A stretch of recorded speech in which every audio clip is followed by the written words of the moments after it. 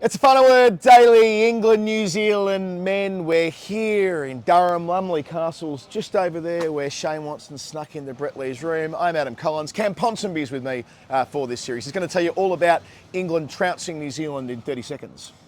Finn Allen whacks it first up. Luke Wood, 3 sixes. Looked like we were going to get 220 plays, 220. New Zealand then crumbled in a heap. Found their set, got about 15 runs off the next 4 overs and then never got going again. Liam Livingstone bowled beautifully. Then England came out to bat. David Malan was very David Malan. Was 4 off 10, caught up. Harry Brook came in, was amazing. Has to play in the World Cup. England win by 7 wickets with 6 overs to spare. Yeah, and even 6 overs to spare. It felt like at one point they might win with like 12 overs to spare. Or maybe not that, that's a bit of an exaggeration. But, you know, that was that kind of energy once they restricted New Zealand to 139 for 9. You mentioned Livingstone. It was the spin squeeze, wasn't it? On a pitch that was a little bit tacky and we saw balls move off the seam, but not kind of like it at sort of breakneck speed, more glacial speed. The one that Moeen had turned past the edge is a glorious example of that. But, you know, New Zealand were never able to move through the gears. Phillips got a pretty good platform to launch from, but that's when he was at his slowest. Yeah, I think Brydon Carse said this at the halfway point, that he thought New Zealand were a little bit under par, and I thought that was very kind, basically. It's not the highest scoring ground in the world. In the last this year, I think it's been the 3rd lowest scoring ground. Yep. But 140 was never, ever going to be enough. And the way that kind of New Zealand don't have the batting depth to be able to have lost the wickets they did at the start. They've got Adam Milne at 8. I think he's got like a T20 average of like 9 and strikes at like 110 compared to Sam Curran for England.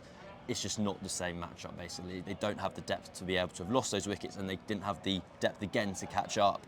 So I think New Zealand just lost, basically. They were the weaker of the two sides. They needed everything to go right to come out on top, and it didn't. And then Liam Livingstone was able to, you talk about that kind of slow spin, he got one to really rip away from Daryl Mitchell before getting him the following ball.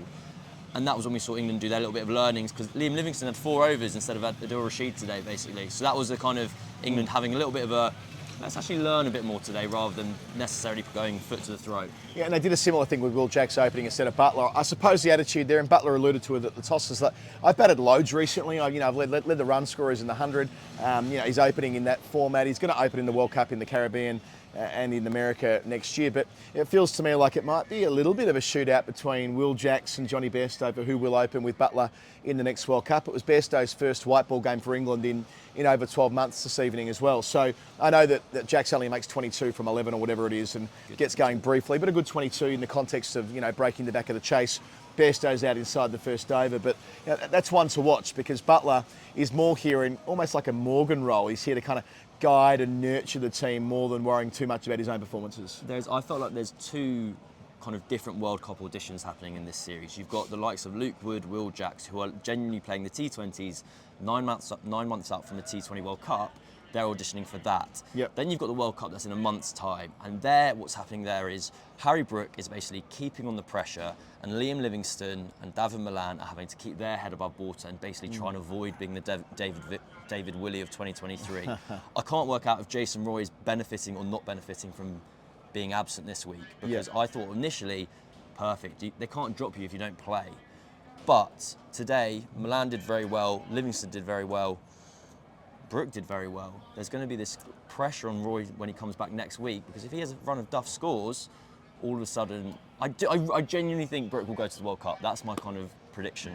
Basically. Yeah, and like if there's any suggestion that he doesn't bat at the right tempo, I was reading somewhere during the week, his test strike rate's 90, and I'm like, test rate's like fucking 90, He struck in Pakistan last year in that brief T20 series at like 170 or something ridiculous. There's no real doubt that Brook can bat whichever which way he needs, and he took that opportunity this evening to draw a line under all of that. And then with the ball, we're speaking about replacements a lot. John Turner and Josh Tongue were meant to benefit from this opportunity. Not necessarily Brydon Carse, who makes those 2 first-class hundreds earlier in the year. I watched him bowl at Lords last year at 90 mile an hour on the real speed guns, not the pretend speed guns, the ones that actually clock how fast you're bowling. He's got wheels, he's tall, he's taken a 5 for at international level before. This was his debut. He's player of the match on his home ground. I'm not saying he's going to make his way into the 15, but he might end up as one of the injury players they take out there, especially if Archer doesn't come good. He could do, and weirdly, I don't think so. This was Brydon Carse's best ever T20 figures, and it's like 3 for 23. That's incredibly underwhelming. His T20 record is like borderline abysmal. He averages like It's 45 of the ball from 70 matches. He takes a wicket like every other game, goes at 9s. Oh, right. And basically, like, England just like him. And they're like, you bowl quick, you're now batting really well. He's averaging 60 in the county championship. You have the raw materials that we would like to see you in Test cricket and ODI cricket.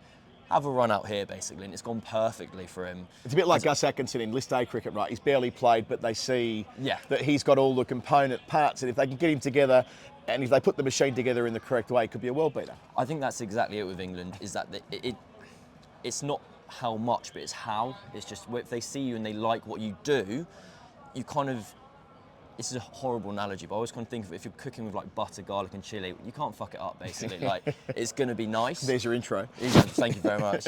And so they see Brydon Carse, they see Gus Atkinson, they go, hang on, you're bowling 90 mile an hour on a hard length. We know that will be fine. And Brydon Carse proved it today. Finn Allen's another one with all the bits in the right places. Hits 3 big sixes in the first over of the game, albeit after swinging and missing twice to start. His breakdown's pretty interesting. 18 from 5 balls and then 3 from his next 10 rather before getting out.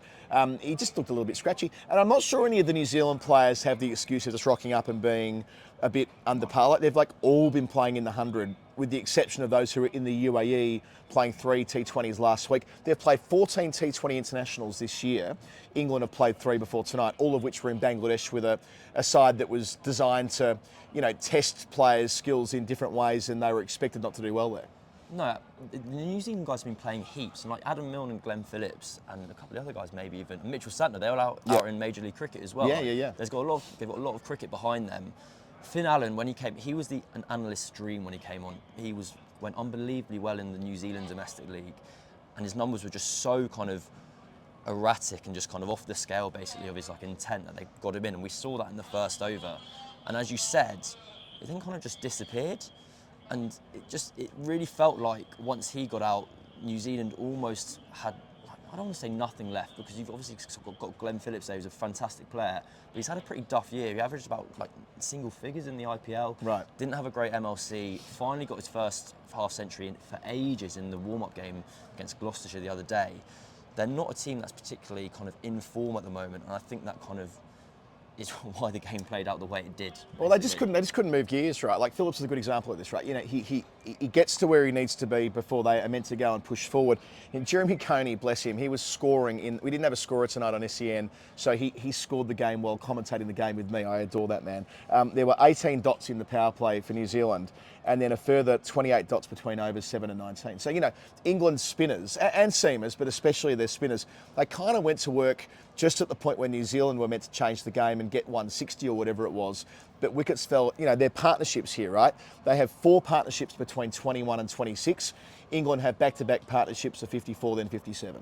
Well, it felt like the difference between watching New Zealand bat and England bat. When New Zealand batting, you were going, where's their boundary? Yep. When New Zealand were bowling, you're like, how are they going to stop a boundary, basically? There was so many options for England to kind of take down the New Zealand bowlers, and that just didn't feel like it was replicated. This ground looked massive when New Zealand were batting, apart from when Finn Allen had his little aberration at the start where he just whacked it miles. Whereas New Zealand just couldn't manage to find that same kind of control, and that was where I think David Malan did very well, in that part of the reason he's in this World Cup squad is he's left-handed. He provides that match-up option, basically, to go kind of crick visi. And so he's got 50 or 40 today, but against Santner and Ish Sodhi, the leggy and the left-arm spinner, who he's meant to target, he was 32 off 16. So England will take that in isolation and be like, wicked. Like, New Zealand didn't have an end they could bowl at, basically, because even though the guy was going slow at one end, then was rocketing along at the other. Where do you fit on the great David Malan debate? It feels like we're into about year 4 of this, right? He goes to number 1 in the T20 rankings. I think it was in 2020 during that lockdown series against Australia, which was partly used to whack him over the head. It was like a point of derision. How's this guy number 1? But equally, there is a very strong cohort of people who support him in that role, kind of for matchups, but also stability. 35 years of age, played most of his cricket in his 30s, strong personality and all the rest of it. Then there's the other side of the debate, which is, well, maybe he provides a bit of a ceiling on what they can do when they bat first. Yeah, and I think in the macro sense, you could say, like, Malan maybe failed today because it wasn't as fluent innings, but in the micro where England wanted him to do well, he succeeded. And that in being able to catch up and target the leggy and being able to target the left-off spinner is more important in the longer format. So that kind of ceiling argument probably doesn't hold as much when you're talking about 50-over cricket. But yeah, today I felt like I was watching like a rerun of like Top Gear on Dave or something. Like, I've seen this one before where Malan's 4 off 10, and I remember these used to be jokes and we always used to laugh about this. But I'd just completely forgotten it even existed because it's kind of just drifted away in time. And Malan's kind of just, I've always thought that England just never wanted to pick him. Like, I've always kind of thought of him as like the second teamer who got picked in the ones because there was a stag do. And then he scored runs and just they could never drop him. And they were always like, oh God, we don't want to pick you, but every week he's scoring runs. And he's doing the same now. He's had to hold himself to an impossibly high standard and he's succeeded in doing it. He's going to get to another World Cup at 30 million years old at the expense of like England's like best batter ever or whatever, to get too hyperbolic basically, in Harry Brook. Yeah, and that's right. I mean, we are sort of running a 50-over filter through a T20 game. I get all of that, but so it will be for the next 3 games. We should do a quick final word Hall of Fame while we're here as well, Cam. I liked the fact that we had at one stage in the 15th over of a T20 a slip and a leg slip, how infrequent that would be, but it says a bit about the squeeze that Buttler was able to put on. But I enjoyed even more Jos Buttler reviewing a ball that came straight at the middle, well not the middle, but the middle part, the low end, albeit, of the bat. I'm not sure who was batting at the time, but he was the only person on the ground that thought it hit that front pad. It missed by 6 inches. It's going to appear on one of those YouTube compilations of worst reviews ever.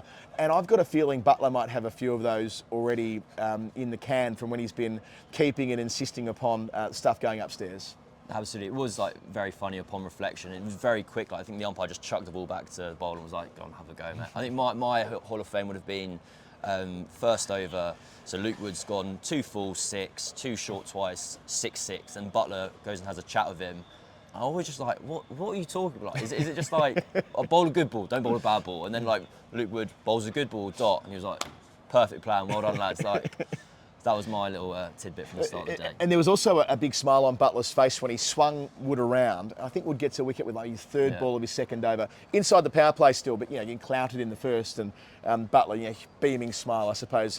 We've all done it as captains. You make a bowling change and it breaks your way and you think you're a genius. Cam, thanks for joining us today, as you will in 2 days' time when we move to Manchester on the Final Word Dailies. There's fucking shitloads of stuff in the feed. I didn't even plug the Scotland episode from the other day when we made the weekly. Dare I say it, it's a pretty good episode. Listen to that. Listen to Pajara, Dailies. We've got a new show starting that I'm meant to be recording in a couple of days' time. A whole new different Final Word thread. So keep an eye on that. I better tell you about that, given you'll be helping us make the show. Story time on the weekend. It's very good. Believe me, we've already made it. That's it. Cheers, Cam. Thank you very much. Good night. Farewell. Amen. Ta-da.